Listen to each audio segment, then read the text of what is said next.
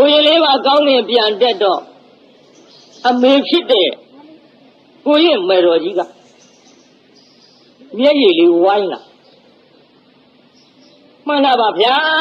တပည့်တော်ရှောက်လိုက်ပြရသည်ဗျာတပည့်တော်သားလေးလို့ဆိုနှစ်ကအရွယ်မို့အမိနိုးရေတောင်မစင်သေးတာမို့တပည့်တော်စိတ်မချနိုင်ဘူးဗျာစိတ်မချနိုင်ဘူးဗျာမကြနော်ငိုတာပြိဿကျုပ်ကမဆိုတော့မငိုတော့ပါဘူးဒီတိုင်းရိုးရိုးဟောမယ်ဆိုပြီးဟောလာတော့ငိုပါဘူးငိုတယ်လို့သာမှတ်ခဲ့ကြတော့အမေငိုပြီပြုတ်လူတဲ့တောင်းတဲ့ခါမှာကြကြကယူဆိုင်ကြပါအဲ့ဒါကုသိုလ်တရားအနှောက်အယှက်ဖြစ်တတ်တယ်တချို့သားရှင်ပြုတဲ့ပွဲကြီးလုပ်ရင်ငိုပြီးတရားနာပိဿဘေးသားကြီးလှူတယ်ဆိုတာမျက်ရည်ကြရမှာလားဝမ်းမြောက်ရမှာတချို့မနက်ထဲငိုတယ်ဗျ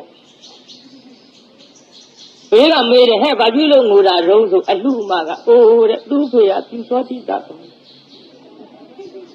အလှတိုင်းကြီးပေသေးတဲ့လူတွေဘယ်ကြောင်ကထွက်လာပါမသိ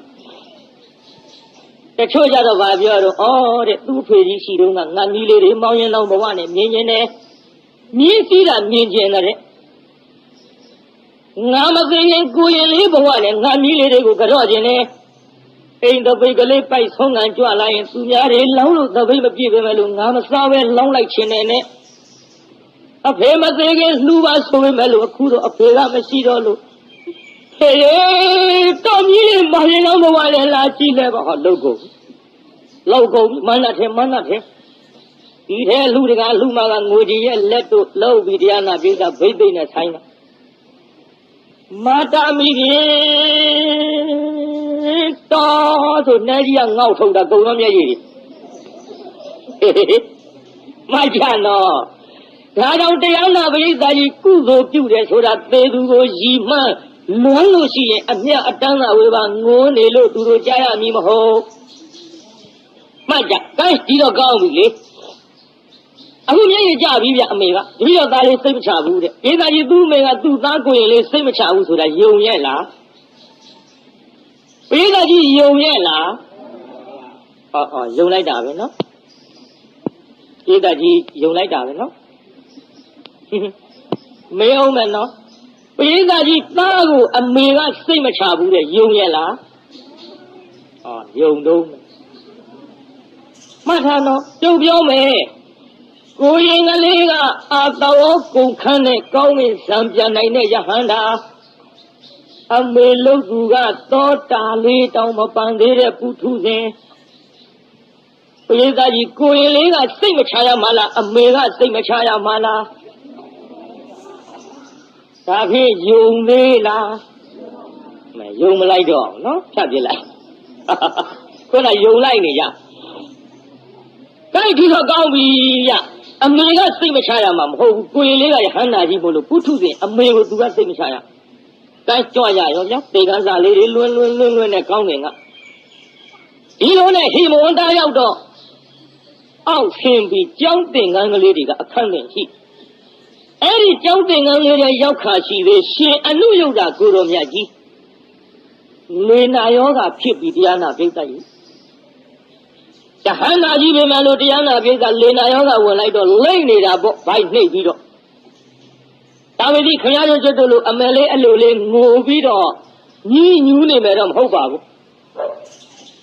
ဝေဒနာကိုကျွတ်တို့လက္ခဏာတင်ပြီးသားဖြစ်ပါဝေဒနာဆိုတာအမှန်တော့ဖြစ်ပြီးရပိဋကဒီလိုကြီးဝေဒနာဆိုတာဖြစ်ပြီးမပြတ်ဘူးလားပြတ်တယ်နော်ညံလေးနဲ့ကြည့်ကြဒီလိုကြီးညနေကခင်ဗျားတို့သမင်းမစားဘူးလား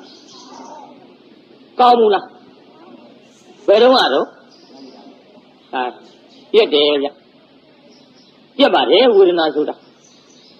ညနေကသမင်းစားတော့ကကောင်းတယ်အခုကောင်းသေးလားပြတ်တယ်ဗျမြင်အောင်ကြည့်နော်ပြတ်တယ်နော်တိုင်းပြောရအောင်မန္တလေးချင်းကြိုက်တဲ့မြို့ဆိုတော့ကျုပ်ချီတော့တောင်ခုအဝတ်ပတ်ထားရပြောရအောင်တိုင်းလက်မောင်းချင်းကလေးတကောင်ကြိုက်ပြည်သားကြီးချင်းကြိုက်တော့မရဘူးလားရတော့မကုတ်ဘူးလားကုတ်တော့မပြောက်ဘူးလားဘာဖြစ်လို့ပြောက် ကုတ်လို့ဟေးမနော်ကုတ်လို့တယ်နော်ခင်ဗျားတို့ကအချင်းပြကြိုက်လို့ရနေတဲ့ဝေဒနာလေးကုတ်လို့ပြတ်တယ်ကုတ်လို့ပြတ်တယ်ထင်ပေမဲ့လို့မဟုတ်ပါဘူးမကုတ်လဲပြောင်းမှာပါပြောင်းမှာပါဗျကဲဒီတခါချင်းကြိုက်ရင်လေဟောမရိုက်နဲ့အသာလေးကြည့်မျက်စိနဲ့အသာလေးကြည့်မလီနော်ကြိုက်တာဘုန်းကြီးကမရိုက်နဲ့ပြောလို့ငါရိုက်ချင်းကြိုက်သာလာကြည့်နေမလီနော်ကြိုက်ချင်းမလီမရိုက်နဲ့အသာကြည့်မဝပြင်ကြိုက်တာပါဗျဝိုက်ပြေးလာတော့လက်မောင်းမနေပါဦးမလားကျိုးနဲ့တုတ်ထားပြတ်အောင်ရုပ်နေပါဘူးဗျဝါလုံးအကြီးတော့တဲ့တောင်မပြန်နိုင်ဘူးဟိုတိုက်ဒီတိုက်ဘိုက်ကလေးသွားတာကိုဒီကကြီးချင်းအစားကြီးတော့ဘိုက်လေးတော့ဘယ်နဲ့ဖြစ်ဟိုတိုက်ဒီတိုက်အစားကြီးရင်ချင်းမပြောနဲ့အစားကြီးရဲ့လူများအစားလွန်ရင်ဘိုက်ပြေလုံးအကြီးတော့ဟိုတိုက်ဒီတိုက်မှန်တာတော့အခုကြည့်တရားနာပြေးစားအစားများတော့တိုက်တော့ချင်းပြန်သွားပြီးတဲ့နောက်လေတရားနာပြေးစားလက်မောင်းလေးရားမကြရဘူးလားမကုတ်နဲ့တာလာကြည့်မလီနော်ငါကုတ်ချင်းတာမကုတ်နဲ့ကြည့်နေတာရားဝေးစီမလီနော်ရားတော့ဟဲ့ရားတော့ငါကုတ်ချင်းတာဟဲ့မကုတ်နဲ့အသာလာကြည့်အဲ့ဒီချင်းကြိုက်လို့ရားပြီးတော့ကြံရစ်ခဲ့တဲ့နေရာလေးပရိသတ်ကြီးမနဲ့ဖြင်သာထီအောင်ဆက်ရနိုင်ပါမလားရဲ့တယ်ဗျဝေဒနာဆိုတာဒီတိုင်းပဲဒါကြောင့်ရှင်အလူယုဒ္ဓကိုတော်မြတ်ကြီးကခမည်းတော်ကျွတ်လို့မငြင်းညူပါဘူးဓမ္မတန်ဝေကညံကလေးနဲ့တင်းပြီးတော့ရှုပြီးသားဆိုတော့ဝေဒနာကျဉ်းနာခံခဲ့အမြဲနှိမ့်ဆက်တတ်တဲ့ဝေဒနာတန်ချက်ပြီးအနိစ္စဖြစ်ပြီးတော့ပြည့်သွားကြမှာပါတကားဟောညံနဲ့မြင်ပြီးသားမှန်လားပြည့်စုံကြီးအဲ့တော့ကိုရင်လေးကမကြည့်နိုင်ရှာဘူးပေါ့ဆရာလေးနာကတ်တော့အနန္တကတ်ရှင်ရဘယ်လိုဖြစ်တာတော့ဗျဟဲ့ကိုရင်ငါလေးနာယောဂဖြစ်ပြီးကွဘိုင်းနာလို့ကွဟာဒါပြရှင်မရတပည့်တော့နှိပ်ပေးမယ်ဗျကိုရင်ကမင်းနှိပ်လို့မရဘူးတဲ့ဒါပြရှင်မရရင်တော့ကဘယ်ဆေးမိဝဲတော့ဗျအမေခုနှစ်နှစ်သားလေးဟဲ့တထောင်လောက်တစ်ထွာလောက်ကလေးကချက်ချာလေးဟဲ့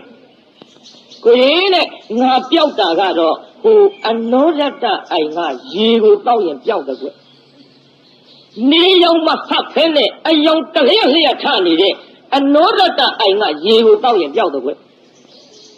ဟာဒီတော့ခတ်မယ်ဗျကိုရင်နဲ့မင်းခတ်လို့မရပါဘူးတဲ့ဘာဖြစ်လို့တော့ဗျအဲ့ဒီအနောရတ္တအိုင်ဆိုတာကယူဇနာ90ကျဲတာကွမိုင်မဟုတ်ဘူးနော်တယူဇနာ73မိုင်နဲ့အိမ်ကြတိတိကျကျပြီးခြင်းတွေ့ကြည့်ပေါ့ရန်ကုန်ဟိုပဲကြော်ပါတယ်ရေကန်ကြီးဟိုပဲနှခမ်းဒီပဲနှခမ်းရန်ကုန်ကန်တော်ကြီးနဲ့တော့ကွာမှာပေါ့မိထီလာကန်ကြီးနဲ့လည်းကွာမှာပေါ့ဘာလို့တပည့်တော့ခတ်မရတာတော့ဗျ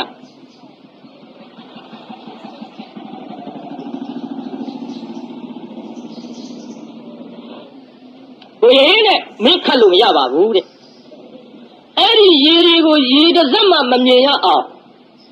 ဗပြင်းကြီးနဲ့အုပ်ပြီးတော့အဲ့ဒီရေအိုင်ကိုအုပ်ချုပ်နေတဲ့စောင့်ရှောက်နေတဲ့နဂါးကြီးကပန်းနဂါးအခွဲအဲ့ဒီနဂါးကြီးပိတ်ဒေါသကြီးတာကိုရမင်းသွားလို့မဖြစ်ပါဘူးအိုးရှင်မရတပည့်တော်သွားမယ်ဗျတပည့်တော်နဂါးမကြောက်ဘူးဗျနဂါးတပည့်တော်တူကောင်လောက်အောင်းမိတာဗျဟေးယဟန္တာကြီးနော်ယဟန္တာကြီးနော်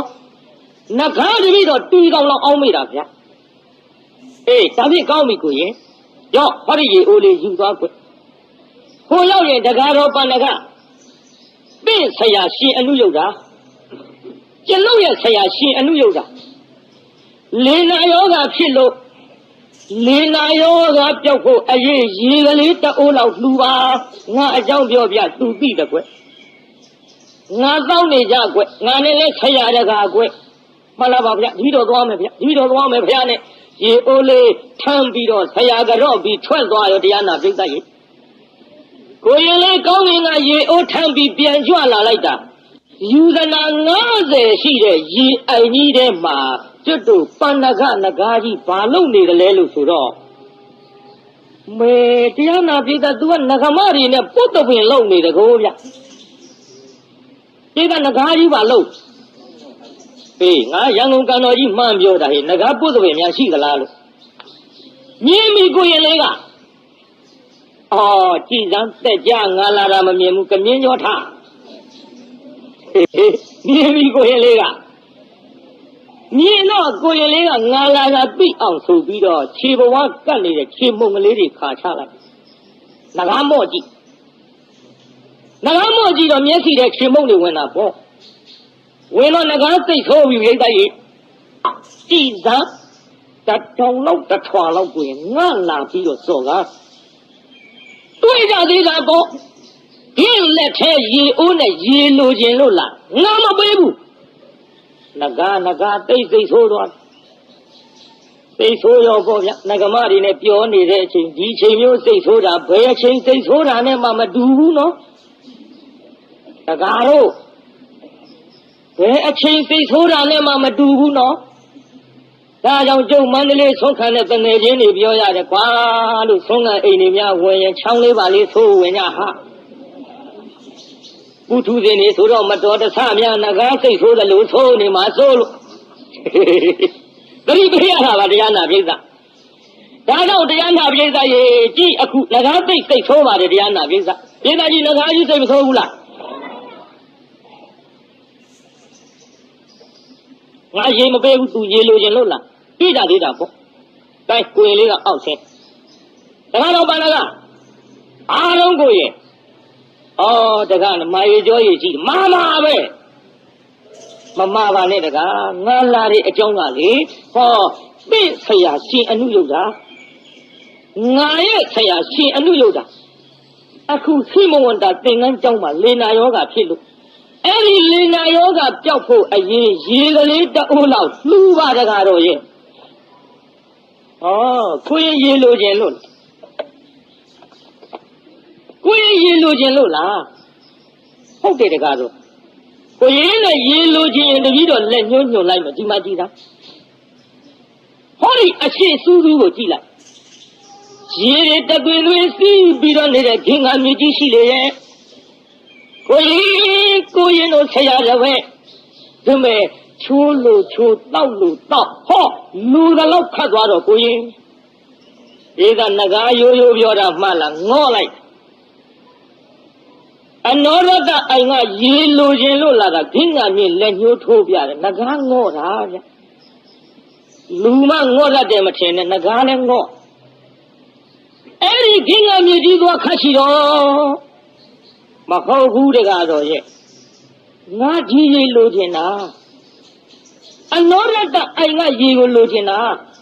ကိုရင်နဲ့ယူမယ်မကြနဲ့တဲ့ဒီရေကတော့မရဘူးတဲ့ဟောကိုရင်ယူဖို့မပြောနဲ့လက်ချားလေးနဲ့တို့ကြည့်ငကားရေတွေမမြင်ရအောင်ပပြင်းနဲ့အုပ်ထားမဟုတ်ဘူးတကားတော့ရဲ့ရရင်ယူရလက်ချားလေးနဲ့တင်တို့ကြည့်လို့ကိုရင်ပြောနေမဟုတ်ဘူးတကားရဲ့ရရင်ယူရမှန်တော့ကိုရင်လေးကဝီနီးလို့ယူမလို့နော်ဒါကြောင့်မတရားသဖြင့်လို့ယူသွားတဲ့ဖြစ်မှာဆိုလို့တက်သေးလဲလိုချင်သေးတယ်ကိုရင်ကမဟုတ်ဘူးတကားဆိုရဲ့ရရင်ယူရယူကိုရင်လက်ဖြားလေးနဲ့တို့ကြည့်လို့ပြောမှရရင်ယူရမလားလို့ကဲဒါဖြင့်ကောင်းပြီဆိုပြီးတော့ကိုရင်လေးကတရားနာပြုတိုက်ရင်နတ်ပြည်တက်နတ်တွေတက်ပြီးတော့တရားနာပြုတာဟောနတ်တွေကိုကျွတ်တို့တက်တွေထူဖို့ရအတွက်သွားပြီးတော့ဖိတ်ကြားလိုက်သမန္တာစက္ကဝလေသူအတ္တရာဂိသန္တုဒေဝတာသမန္တာထေဝကြီးမှာစက္ကဝလေသူယူဇနာတောက်နေဝတန်တာနေကြဦးသောဒေဝတာနတ်မြတ်အပေါင်းသားအကောင်းတို့အတ္တရာကိုရင်ကလေးသူမနာနဲ့ငကားမင်းပဏကတို့ရေအပြည့်ဆိုင်လူကြတဲ့ဟောအနောရတအိုင်ဌာနသို့အခေဆောင်သူလာလေကြရှုလေကြသက်သေအရာ၌ဒီလေကြပါကုန်တော့မဲနတ်တွေခေါ်ပြီးတော့တရားနာပိဋကတက်သေးထူလိုက်အဲဒီတော့နတ်တွေကစဉ်းစားတာပေါ့ဟာတကားတော့ပဏကနဲ့သူ့နဲ့ရေအပြိုင်ဆိုင်လူမတယ်ဒီကံတရားနာပိဋကနတ်တွေကစဉ်းစားကိုရင်လေးကနတ်ပြည်တက်နိုင်တဲ့ယဟန္တာနဂါးကတရိစ္ဆာန် Nagamini, Dida, where of him, Kelly, the Yajaro Mave. Tojazo, do, Tijazo, ye Ludania. Ye, I need the Yana, Veda, ye, they may come you, madam. Nothing. Never know like that. Ye Ludo, me, Koyele, Baludo, Marodiana, Veda. So young old Joe, you by ye, Joe, the Lumia, Mazibu. Ye take that, ye take that. Going a little Diana, Veda, coming at the video, Yamamini of Panay. Yamamini of Yoyo Panena Mohu. Nera Yamaji Mohu. Yiri Gomania of Po Otare, you can not with it out of there. Nagaye, Pavina, Koyelina, do she want the party of Panela. Yamaji Manji Zamaria. Yamaji of Panay, oh, Tampido Koyele.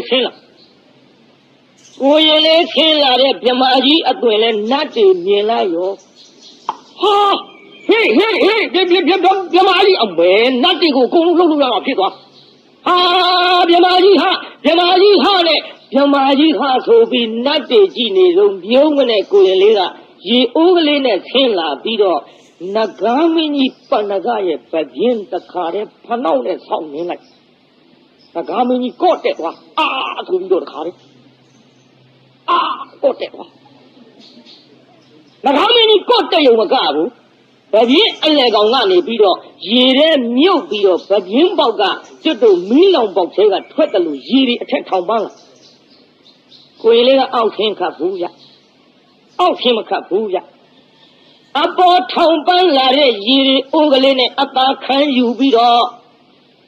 Tagalo Panaga. Na ayalu yurelo toja bayo to kama biola ipane denga yayen yu solo nga yare nine yu lai pi nga tetega ro ere natwe shi le ye nga saya le na pyauk ko aye pi bi daga ye nga pi ho kai kwin le ga pi di da kha po sai tho nagama re alle kaung a shet khwe lai to po sai tho da po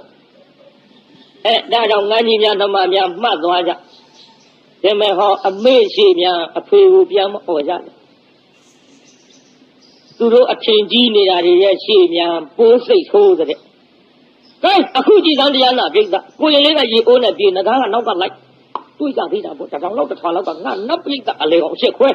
Tuja Vida, for Lamia, Tuila Lugaro, Koyen, China, Chong, can be set Jawala, the rain in a Yellow. All I see one and Nauka like going a chiga tea, be that it jolly good at all, no? Lena Yauti and Lugira, Naga, Tiga, how many are going over jolly. Guys, she and you that Tale Yao, Shimia, Lena Yam Yam off, Pumpi don't move up here, Doctor move up here. You only collect. You only call Baumalu left hand being on Nagano by Yao. Shimia, Tadi do the Rari on the Lulay de Yim Hova. Matayo the King, a Shakobi, you got a Yivapia. Pomibapia, do I yell on you so look that in the one. To the Yobioma solo, not to it that they call Vido, the Vido, you gave up here. Yayin, you solo, you get a Yemolo, Pompida move up here. Nagara leve, a Shimama Homibane. Matayo, you got a Yivapia. Oh, not the way Kuiliga Yahanda. Nagara Teresa, Mamana Bioy and Teresa Naga, Mamana Bioro Mapo. Yahana Yiga Mamana Bioli, Kai, Tiana Pida, Ye Urega, Ye, she and Yoga, Kuromiaji, Taulaito, Ho, Lenny, Lina Yoga, Jampaya. Shimia, the little Magina Buya. Little Magina Buya.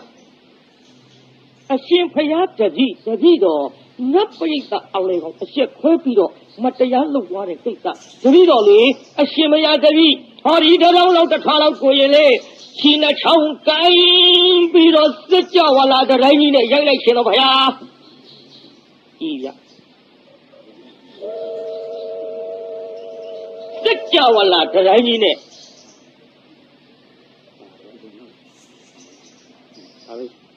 စစ်ကြောဝလာတိုင်းကြီးနဲ့ရိုက်လိုက်ခြင်းနဲ့ဗျာဒီကကြီးဘာနဲ့ရိုက်မှာလဲတော့စစ်ကြောဝလာတိုင်းကြီးနဲ့ရိုက်လိုက်ခြင်းနဲ့ဆိုတော့ဟိုကပြောတယ်ပါတဲ့မင်းနိုင်လဲမနိုင်မဲနဲ့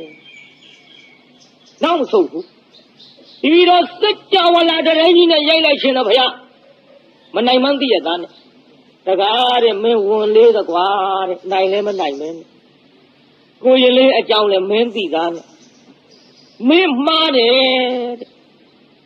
ကိုရင်ကလေးငယ်ပြီမဲ့လို့အသဝပုတ်ခန်းတဲ့ယဟန္တာကြီးမင်းသိရသားနဲ့တကားတော့မင်းပြောတဲ့ကာယကံဝစီကံမနောကံတွေဝင်လေးလှပါပြီတကားတော့မင်းမှားတယ်ကွသာသနာတော်ကြီးမင်းစော်ကားပြီကိုရင်လေးမင်းကတော့လိုက်အဲ့ဒီကြတော့မှနဂါတရားနာပိဿကိုရင်လေးကတော့တယ်ဗျာကတော့ပြီးနဂါပြန်သွားနောက်ရေအလိုရှိရှင်မရကြွမလာပါနဲ့တပည့်တော်မှားလိုက်ပါဗျာနဂါပြန်သွားတိုင်းကိုရင်လေးနဲ့ရှင်ရုပ်တာဘုရားထံကြွကြဘုရားထံကြွလို့ဘုရားထံရောက်တော့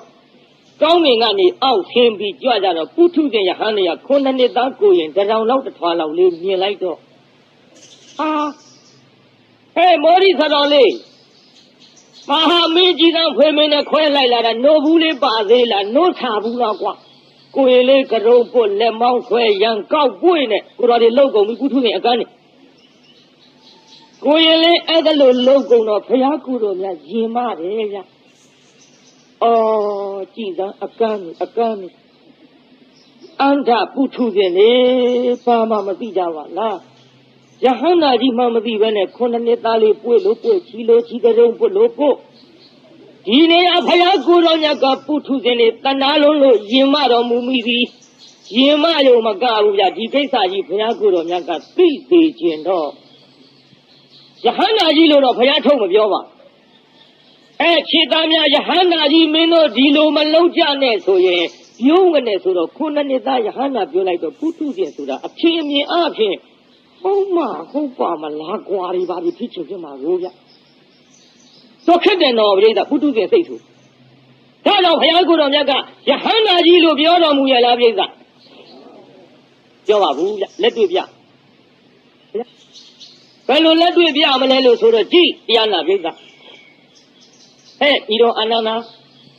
ငါဖယားအနောရတအိုင်ကရေနဲ့ခြေဆေးတော်မူခြင်းနဲ့ရေကကြီးဘယ်အိုင်ကရေနဲ့ခြေဆေးမတဲ့လာပြန်ပြီမြို့ရေကိစ္စဤတော့ရှင်အနန္ဒာကလည်းဖယားအလိုကြသိတော်မူသဖြင့်ကိုရင်900တရားနာပြိဿကိုရင်ကလေးအပန်း900အတန်းခန်းလိုက်ကိုရင်အကြီးဆုံးလေးကနေပြီးတော့မေးတယ်ကိုရင်ဖယားမင်းအနောရတအိုင်ကကြီးခတ်နိုင်မလားကွဘယ်နာမလို့ဗျာတော်မင်းဘယ်နာမလို့ဗျာ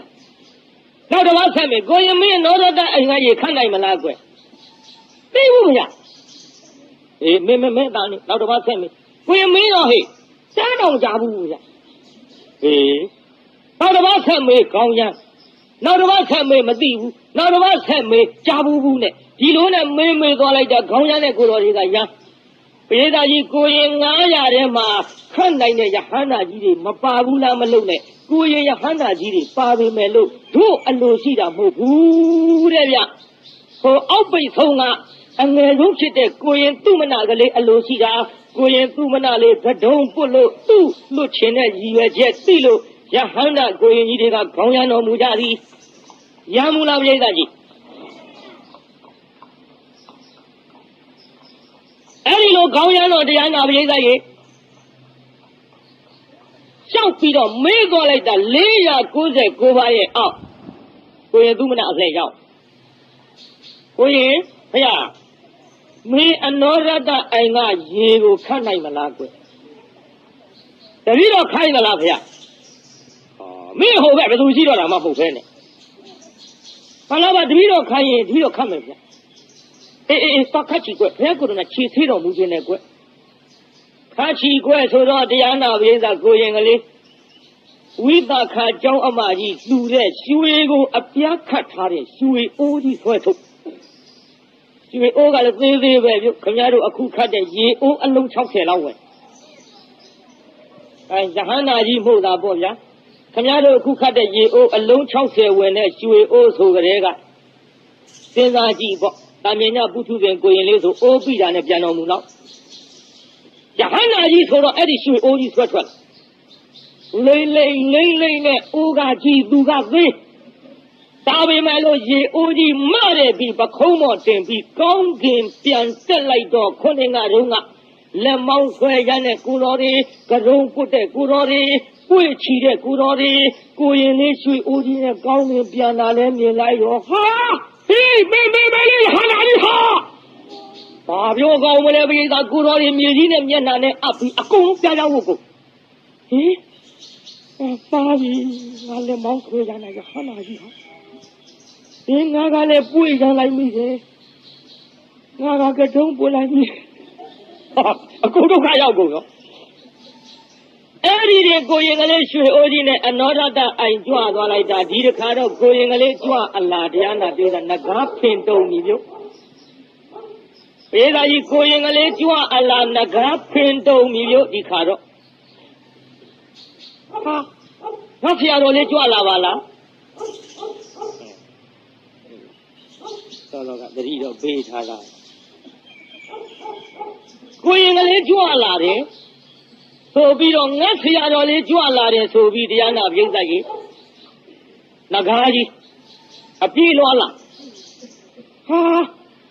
ရှင်မရနဲ့ဗျာတပည့်တော်မှားလိုက်ရောဘယ်နဲ့ကိုတော်တိုင်ကြွလာတာတော့ဗျာပေးဗျာကြီးအိုးတပည့်တော်ခတ်ဖို့မယ်ဗျာနဂါးကကြီးအိုးကြီးယူပြီးတော့အနောရတအိုင်ကကြီးခတ်ကိုရင်ကလေးကရှင်မတပည့်တော်လိုက်ဖို့မယ်လေနေပဲစီတကားတော့မင်းလို့မဟုတ်ဘူးဒါငါကိစ္စနေပဲစီတကတော့မင်းအလုံးမဟုတ်ဘူးငါကိစ္စဆိုပြီးတော့မင်းအေးကနေရတော့ကိုရင်ကလေးကရွှေအိုးကြီးထမ်းပြီးတော့ကောင်းကင်ကကြွလာပါပြီကြွလာတော့ရွှေအိုးကြီးထမ်းပြီးတော့ကြွအလားဖယားကူတော်မြတ်ကလေဒီမဲ့ရွှေလက်မောင်းတော်ကဆန်တန်းလို့လက်ညှိုးပြလို့ယဟန်နေခေါ်တော်မူတဲ့တရားနာပိဿခေါ်ပြီးတော့ယောဟဝေတဟရောဘိက္ခုယုဇတိဗုဒ္ဓသာသနေသောမံလောကံပဝတေတိအဝမုတ်တောဟောဝါသန္တိမာလို့ဘုရားကိုယ်တော်မြတ်ကဘေခဝေခြေသားယဟန်တို့အေဟိလာကြကုန်တော့ပတ္တထဟေးဟောကောင်းမင်းကကြွလာတာဘာလုံးဟဲ့ကြည့်လိုက်ကြစမ်းတဟရောအသက်ရွယ်လွန်လူနဲ့တော့သူမနာဟုနာမထုတ်လာသမုတ်အပ်သောယောဘိက္ခုအကျဉ်ယဟန်တော်ကလေးစီဗုဒ္ဓသာသနာငါဖယားသာသနာတော်၌ယုံဇတိနိညာရှင်တွဲငါဖယားအဆုံးအမတော်တွေကိုအမြဲမိဝဲ၍နေလေတော့သတည်း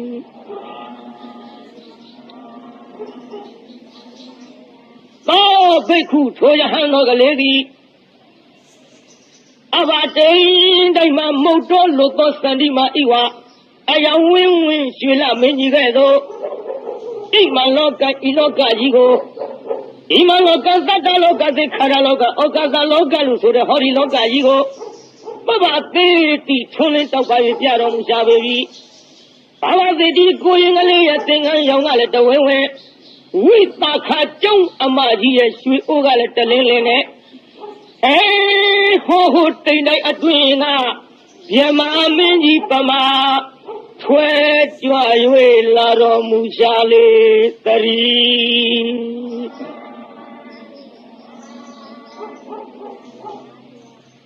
နတ်ကြောပြမကကိုရင်လေးတွေကိုရှိခိုးရမယ်ဗျဒါကြောင့်သာသနာရဲ့အညွန့်အညောင်းသာသနာတော်ကြီးတရဏဂုံတည်သွားရင်ဘလောက်ထိအောင်ပေါက်ရောက်တယ်ဆိုတာသိကြစေခြင်းလို့အခုခုနှစ်သားကိုရင်ကလေးနဲ့နဂါနဲ့စစ်ထိုးရုံနဲ့မကဖယားကူတော်မြတ်ရဲ့ခြေဆေးတော်မူနိုင်အောင်ကောင်းကင်ပြန်တက်ပြီးတော့ရေခတ်ပြလိုက်တော့မှပုထုဇဉ်ယဟန်နေမစော်ကားရဲကြတဲ့ခြာတိတ်နဲ့ဓမ္မရိပ်လို့အမိပေးထားတဲ့ဇလန်းယခုဒီကနေ့ညနေထိတမ်းပါပြီဗျာဒီကကြီးနေထိတမ်းသွားပါလားအေးတမ်းတော့တာနော် အေးဒါကြီးပြန်ရတော့မှနေထီချမ်းသွားပါလား